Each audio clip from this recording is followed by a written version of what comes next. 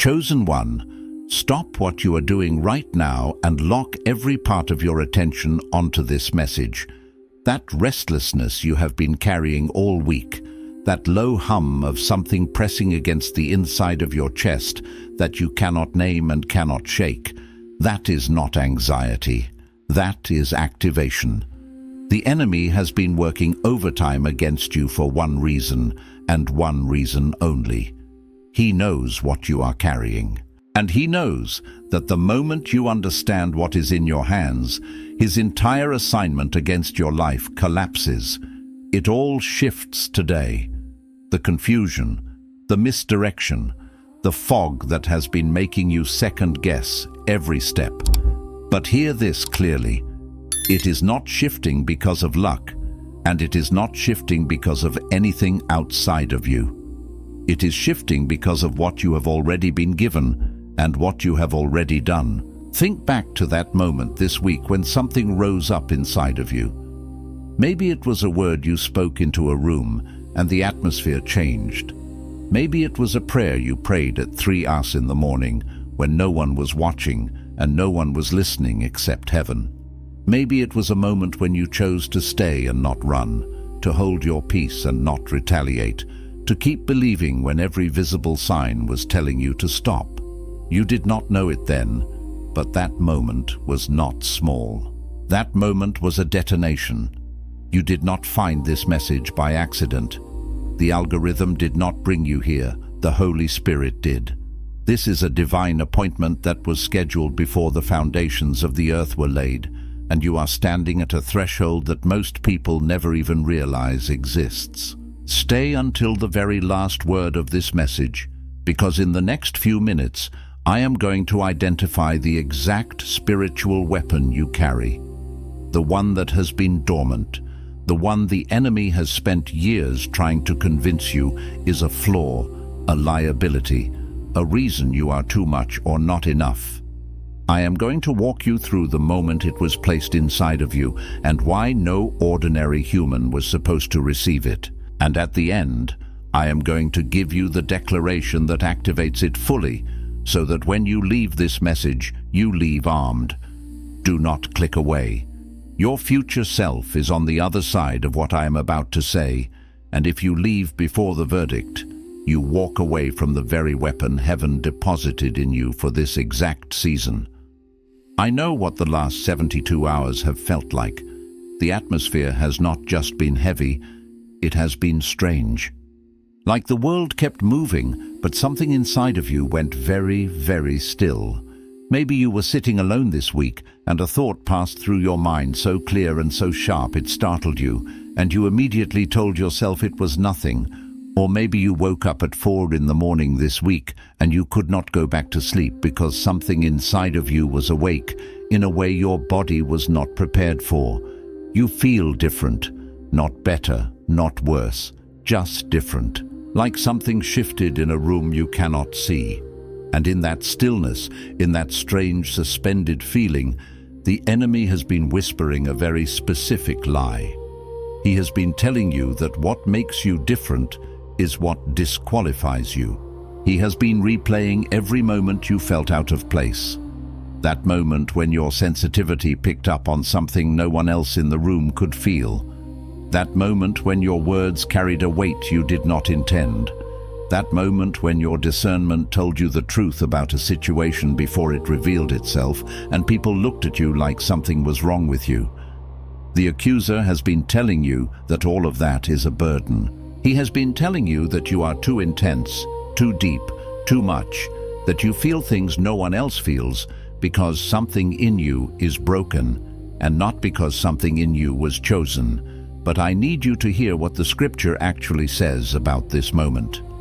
1 Corinthians 2:14 says, "The natural person does not accept the things of the Spirit of God, for they are folly to him, and he is not able to understand them because they are spiritually discerned." Listen to that. Not everyone can receive what you receive. Not everyone can feel what you feel. Not everyone can carry what you carry. The scripture does not say the spiritual person is confused. It says the natural person cannot comprehend them.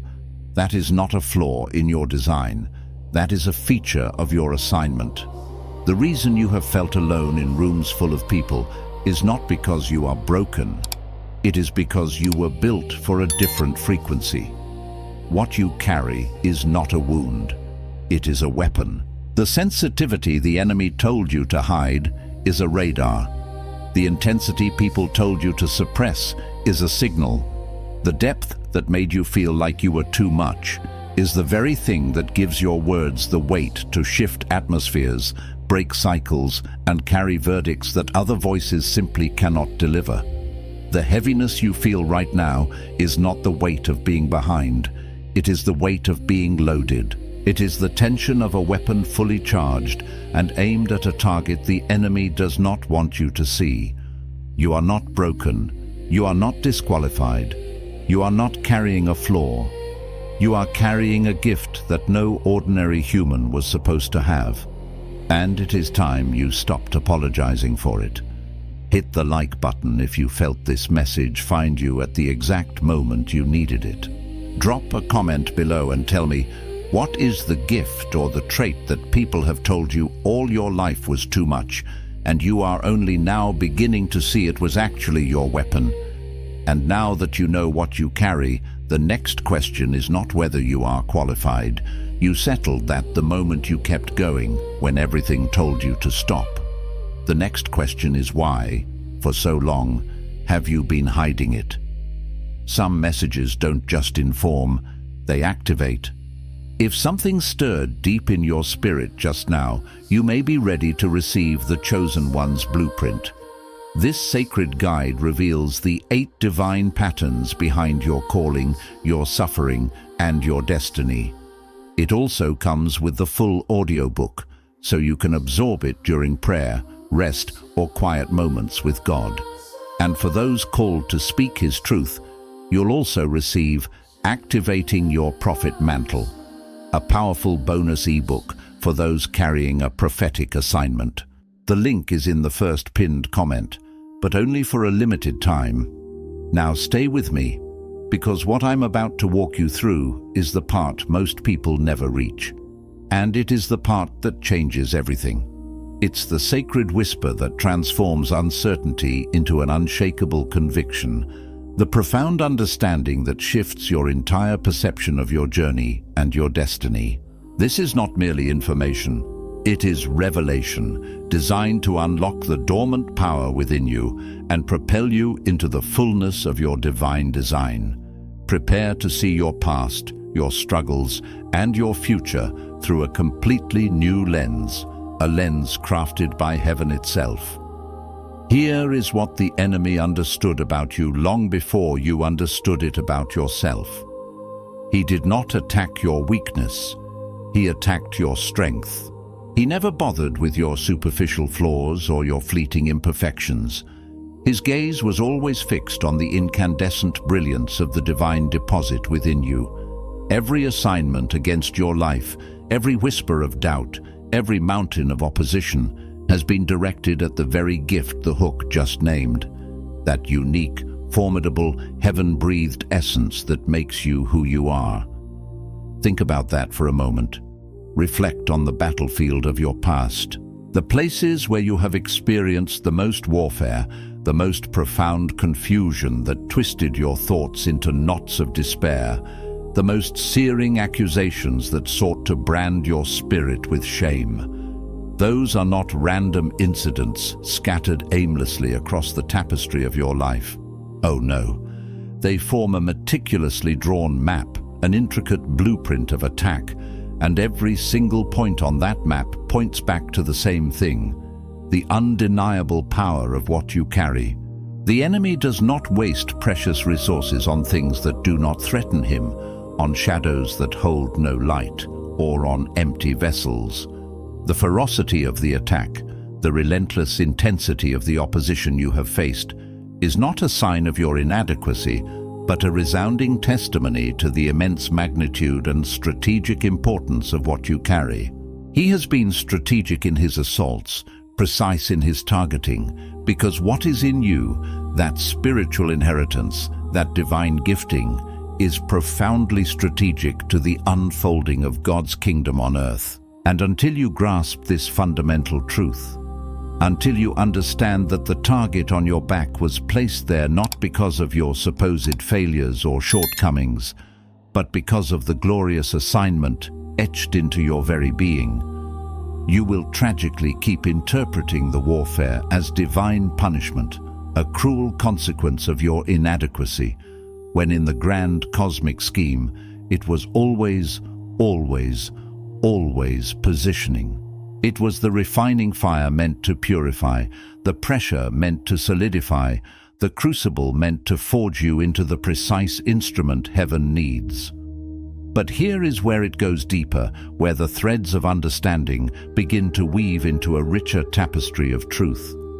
Because understanding that you carry something powerful, something intrinsically valuable and divinely significant, is only half of the revelation. It's like knowing you possess a rare and potent seed, but not understanding the soil it needs or the season for its bloom. The other half, the crucial transformative part that will take you from mere awareness of your potential into the vibrant, tangible realm of activation, is this. You have been trying to use your gift the way the world, with its loud demands and superficial metrics, trained you to perform. And let me assure you, with every fiber of truth in this message, those two things are not the same. They are worlds apart, like a whisper in a hurricane versus the still, small voice that moves mountains. Performance, as the world understands it, is inherently loud, striving, meticulously managed, and constantly curated for external approval. It demands an audience, a spotlight, a stage. It feeds on validation, adjusts its tone and timbre based on the fickle response in the room, shifting its essence to garner applause or avoid criticism. It is a dance for onlookers, a spectacle designed to impress. But the sacred, potent gift you carry was never, ever designed to perform. It was forged in the quiet fire of heaven to penetrate. There is a profound, life-altering difference between a voice that merely fills a room with sound, however eloquent or resonant, and a voice that actively opens one, that cleaves through spiritual atmospheres, breaks down invisible barriers, and unlocks pathways where none existed before. You have been exhaustingly trying to fill rooms with your effort, your striving, your managed brilliance, when heaven specifically trained you, equipped you, and empowered you to open them.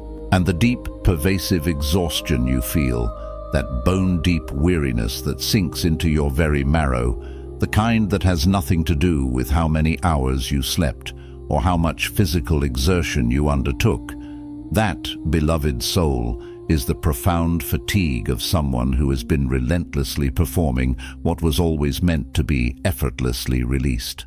It is the soul-sapping toll of trying to earn what was already freely given, of mimicking a worldly act when you were born for divine impartation. Consider, if you will, the mighty prophet Elijah on Mount Carmel, a breathtaking tableau of divine power against human pretense. He did not engage in performance for the thousands of frenzied prophets of Baal. He did not stoop to match their chaotic volume, their frantic, self-mutilating rituals, or their desperate, empty incantations. He didn't participate in their theatrical display designed to impress a fickle crowd. Instead, with quiet, resolute confidence born of deep alignment, he built an altar, a place of sacrifice and surrender. He then saturated it in water, drenching the wood, the stones, and the offering, until all human logic screamed that any spark of fire would be utterly impossible. It was a deliberate act, removing all human agency, all possibility of a natural explanation. And then he prayed one prayer. Just one. Not 40 repetitions of desperate pleas, not 100 frantic invocations. One solitary prayer, spoken from a heart so utterly aligned with the assignment in his hands, so perfectly attuned to the frequency of heaven, that fire, the very fire of God, fell from the heavens. And it consumed not just the sacrifice, which would have been miracle enough, but the wood, the stones, the dust, and even the copious water in the trench. That fire, that astonishing manifestation of divine power, was not the result of human effort, however intense. It was the incandescent, undeniable result of absolute alignment. It was the power of heaven meeting a prepared, surrendered, and perfectly positioned heart. And let this truth settle deep within your spirit. What is coming, what God is poised to unleash in your life, is not going to come through more striving, more frantic exertion, or more attempts to force open doors that only heaven can unlock. It is going to come through that same profound stillness, that intentional altar-building, water-saturating, heaven-locking alignment that declares with unshakable conviction, "I know what I carry, I know who gave it to me, and I am done pretending it is anything less than the magnificent, world-changing, heaven-sent power that it truly is."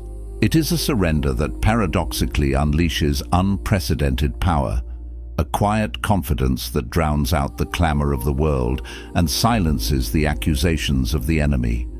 And this leads us to something most people miss entirely, a subtle yet profound detail that often escapes our hurried gaze in the dramatic narrative.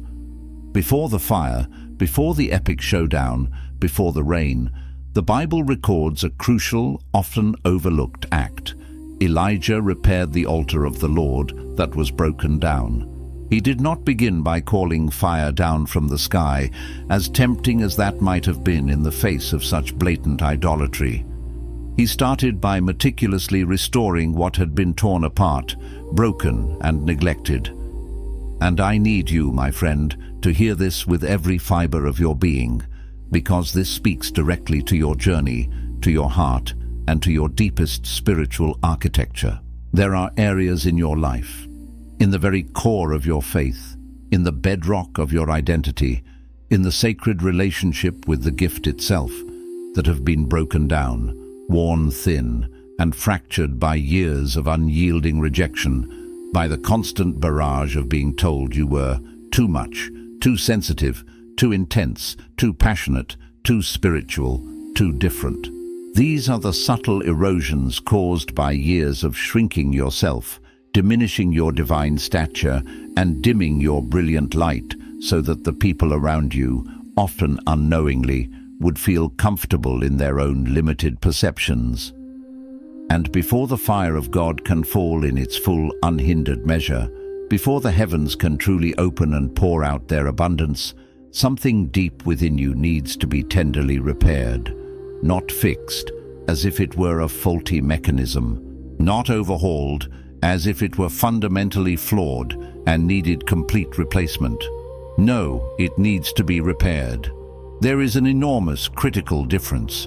What is broken in you was never, ever built wrong. You were built with exquisite precision, designed with divine intention, crafted perfectly by the master builder. But it was damaged by the relentless weight and pressure of environments, relationships, and expectations that were never designed to comprehend or hold the glorious immensity of what you carry. These were spaces too small, too constrained, too unyielding for the expansive, dynamic, prophetic spirit within you. Repairing means restoring to its original flawless design, gently rejoining what was fractured, reinforcing what was weakened, recognizing and honoring the sacred blueprint that was always perfect. Stay with me, because what is coming next is the layer beneath that one, the deep foundational stratum, and it is the layer that has the power to break the cycle completely, to shatter the invisible chains that have bound you. The damage, the rejection, the constant accusations did not just wound you on the surface of your being, leaving superficial scars that time could easily fade. No, far more insidiously, it planted a belief, a subtle yet powerful seed in the fertile ground of your subconscious.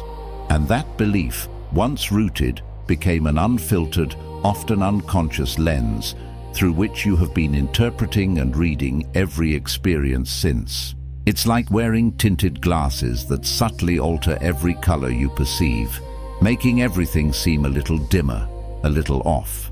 The belief sounds something like this, a quiet, persistent whisper in the chambers of your heart. If I am truly gifted, if I am truly called by God, why has it been this hard? Why have the very people I was sent to serve, the very ones I longed to impact, been the ones who pushed me away, misunderstood me, or even actively sought my demise? Why have I been so consistently overlooked, so profoundly misunderstood, seemingly assigned to obscurity and wilderness seasons, when this undeniable, powerful thing inside of me feels like it was built for something significant, something radiant and world-changing? And because you have never had a divine framework for adequately addressing that searing question, no sacred architecture for understanding the purpose behind the pain, it has quietly, insidiously metastasized into something far more dangerous and paralyzing than mere doubt. Doubt can be overcome with revelation. This has become an agreement, an invisible, unspoken agreement, a quiet treaty signed in the shadows of your soul that whispers, maybe what I carry is real, maybe the divine spark is genuine, but perhaps the timing is wrong. Perhaps I missed a crucial step. Perhaps I am not truly ready. Perhaps I need more training, more validation, more certainty. And that agreement, that quiet, reasonable-sounding treaty with delay, that subtle pact with procrastination, cloaked in what seems like spiritual prudence, has been the unyielding lid on everything heaven intends for you. It has been the invisible ceiling, stifling your growth, dampening your fire, and keeping your destiny confined. Because the truth that heaven sees, the absolute, unvarnished reality from the perspective of the throne, is this: the people who pushed you away, who ostracized you, who rejected your offerings and your heart, were not rejecting your gift because it was flawed or false. On the contrary, they were, in their human limitation and unconscious resistance, revealing their precise assignment in your unfolding story. Think of Joseph, the dreamer. His brothers did not reject him because his gift of prophetic insight was false or insignificant. They rejected him because his gift was terrifyingly real and profoundly threatened the comfortable, predictable ceiling they had accepted for themselves. His vibrant, expansive dreams made their spiritual complacency deeply uncomfortable. His anointing shone too brightly for their dim understanding, exposing their own limitations and unfulfilled potential. And so, in their fear and jealousy, they sought to get rid of what they could not contain, what they could not control, what they could not comprehend. They sold him, thinking they were burying his dreams in the dry dust of a pit. But understand this profound truth, a truth the enemy, in his finite cunning, did not anticipate. Every single hand that threw Joseph into that desolate pit, every envious eye that cast him away, became an unwitting instrument, a divinely appointed propulsion system that carried him relentlessly toward the very palace he was destined to occupy. The rejection did not delay the dream. Oh no, my friend. The rejection was not a detour. The rejection was the delivery system itself. It was the rough, rugged path that led him straight to the throne. And if you dare to trace the last season of intense opposition in your life, if you courageously re-examine every perceived abandonment, every profound misunderstanding, every period of enforced obscurity with that divine lens, that heaven-breathed perspective, you will begin to see with startling clarity that what felt like soul-crushing abandonment was actually advancement in disguise.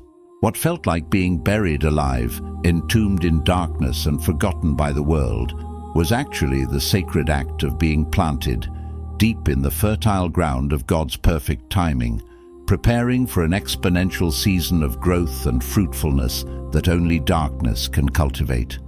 The very hands that sought to destroy you became the hands that inadvertently paved your way forward. And once that profound truth clicks, really clicks, not just intellectually, a fleeting thought entertained by your mind, but profoundly clicks in the deepest recesses of your spirit, in that sacred place where you make your most fundamental decisions and forge your core beliefs, something irrevocably shifts in how you carry yourself. It's like shedding a heavy, ill-fitting cloak and stepping into raiment woven from light. You stop waiting with bated breath and aching heart for the very people who rejected you to come back and finally validate what God, the creator of the universe, has already confirmed with his own voice and spirit. You cease rehearsing over and over the imagined moment when they will finally see, finally understand, finally acknowledge what heaven has already unmistakably showed you. This waiting, this rehearsing, this yearning for external approval begins to dissolve like mist in the morning sun. You release the crushing need for their understanding, their affirmation, their permission, because you suddenly realize, with liberating clarity, that their understanding was never the access point to your destiny. Their limited perspective was never the key to your kingdom assignment. God never promised that your unique, powerful gift would make perfect sense to everyone around you. In fact, more often than not, it will challenge their paradigms and disrupt their comfort zones. No, he said something far more potent and personally liberating. He said it would make room for you. And those, my beloved, are not the same crowd. One seeks conformity, the other demands expansion. One seeks comfort, the other demands courageous pioneering. Your gift creates its own space, its own sphere of influence, carving out a path where you are meant to walk, regardless of who understands or approves. But let me challenge you with something even more profound, because this is where it gets deeply uncomfortable for most people, where the raw edges of truth meet our carefully constructed illusions. And this, I must admit, is the part that most people in this spiritual space, even those with powerful platforms, will not dare to say out loud, because it asks us to look inward with unflinching honesty.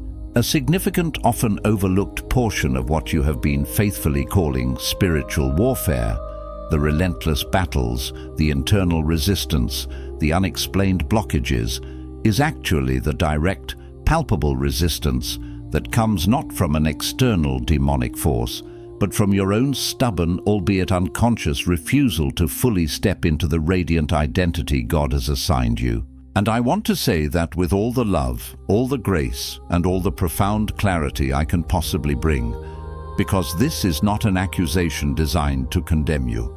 This is a precise spiritual diagnosis offered with the intention of bringing healing and liberation.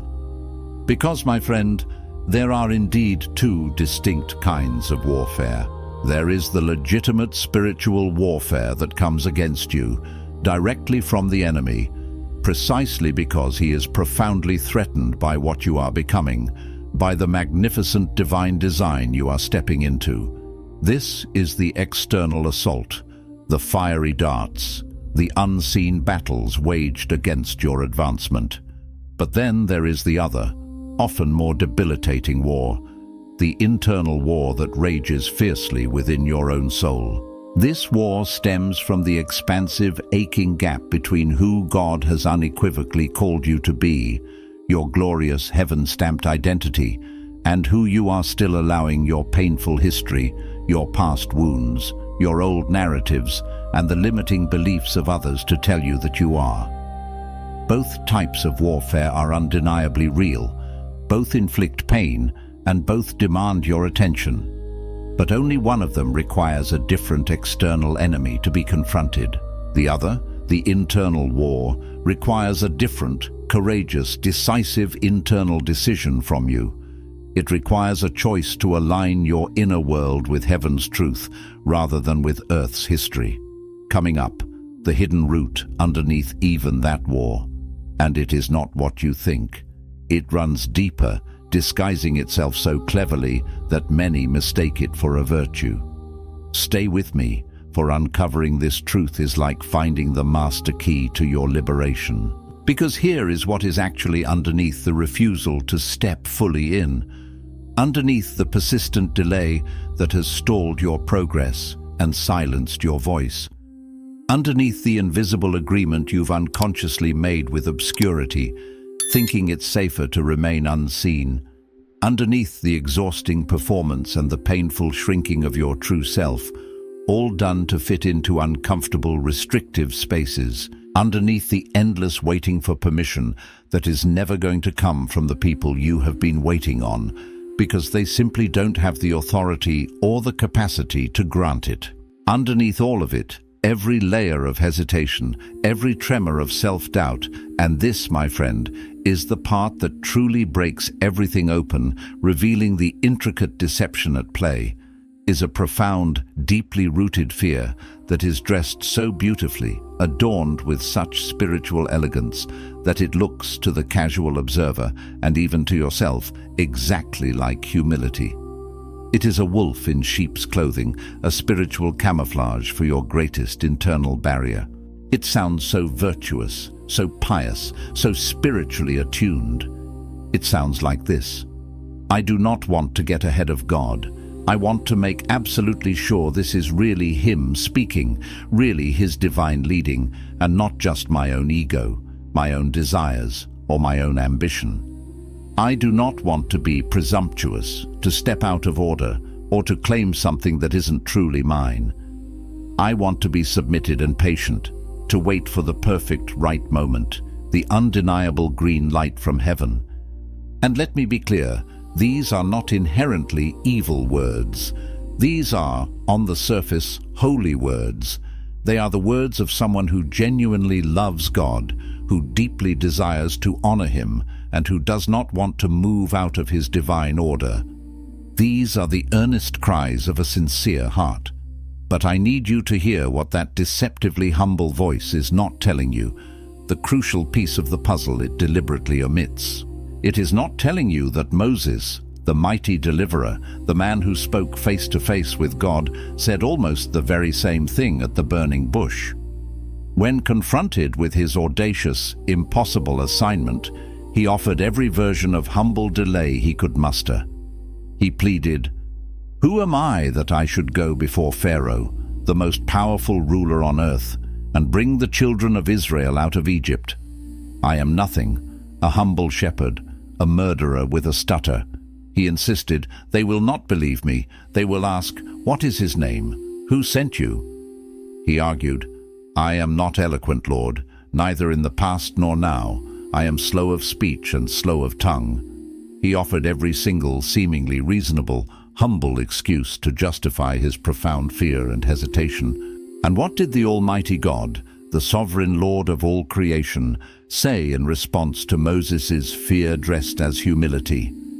He did not comfort Moses' fear, nor did he validate his perceived inadequacies.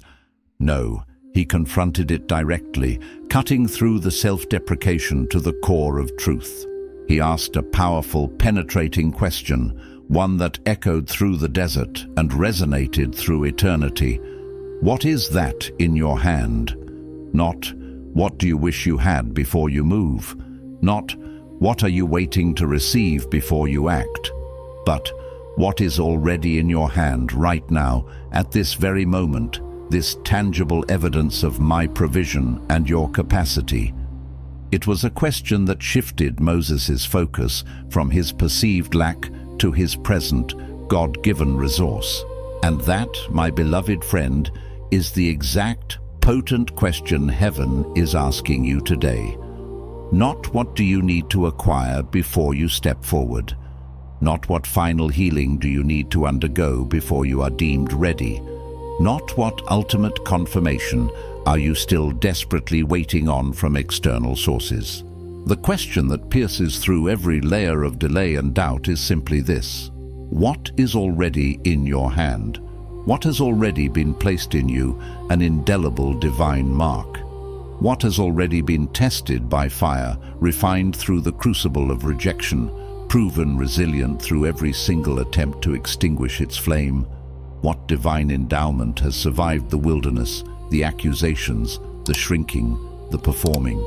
Because the answer to that question, the profound truth embedded in your present reality, is the same answer Moses had. And Moses, with a simple shepherd's staff in his hand, a tangible symbol of his existing resources and God's empowering presence, had enough in his hand to part an entire sea, to collapse the seemingly insurmountable kingdom of Egypt, and to lead an entire generation of millions of people into a land overflowing with promise. Your staff is in your hand now.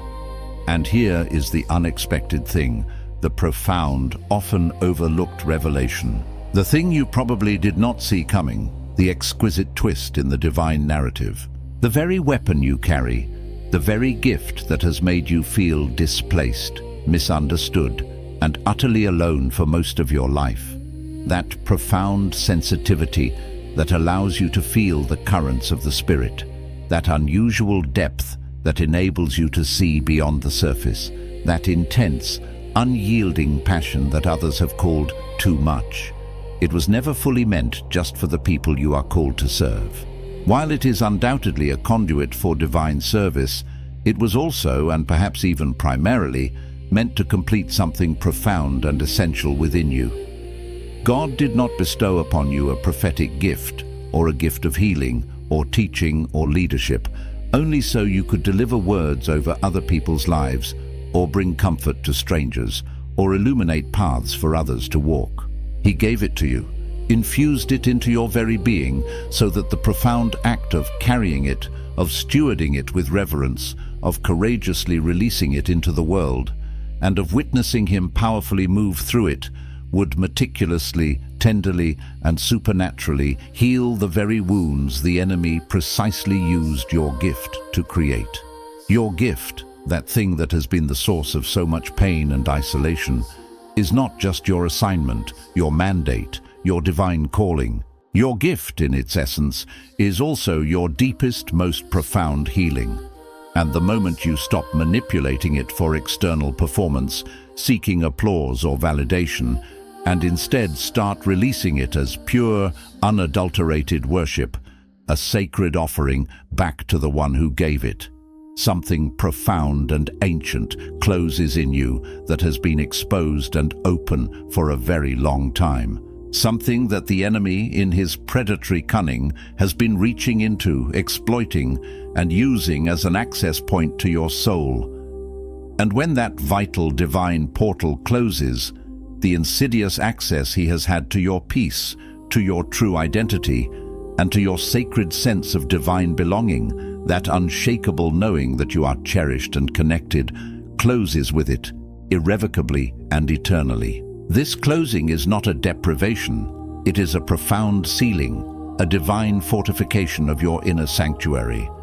This, my beloved, is where the real transformation begins, not in scrambling to get more clarity from external signs, more confirmation from human voices, more open doors presenting themselves perfectly. No, the true radical transformation ignites in the courageous act of releasing what is already undeniably, powerfully in your hands, right here, right now, without waiting for permission from people who were never assigned by heaven to give it to you in the first place. Your authority comes from above, not from around you. Place your hand on your heart right now, wherever you are, and speak this with me, letting each word resonate with the truth of your spirit. I release every agreement I have made with delay. I break every treaty I have signed with the insidious lie that my gift disqualifies me. I declare that the profound sensitivity that often made me feel alone, exposed, and misunderstood was not a weakness, but the precise radar of heaven, attuned to frequencies others cannot perceive, and I will no longer call it a burden, but a blessing. I declare that the fierce intensity people told me to hide, to suppress, to dim, is not a flaw, but a powerful signal, a divine current, and I will no longer suppress it to make rooms comfortable that I was explicitly called to shift, to transform, to ignite. I release the desperate need for the validation of those who, in their own limitations, rejected what they simply could not carry or comprehend. I release the false humility that has, for far too long, dressed my profound fear in holy language and deceptively called it waiting on God. What is in my hand is enough, more than enough, for the journey ahead. What God placed in me before I was even formed in my mother's womb, before the foundations of the world, is undeniably enough. I am not behind. I am perfectly positioned in His divine timeline. I am not disqualified. I am divinely chosen and uniquely equipped. I am not broken in my essence. I am fearfully and wonderfully made, and now beautifully repaired. I am loaded with celestial provision. I am perfectly aligned with heaven's will. I am powerfully activated by the Spirit of the living God, and from this moment forward, with every fiber of my being, I walk boldly, courageously, and unreservedly in what heaven assigned me.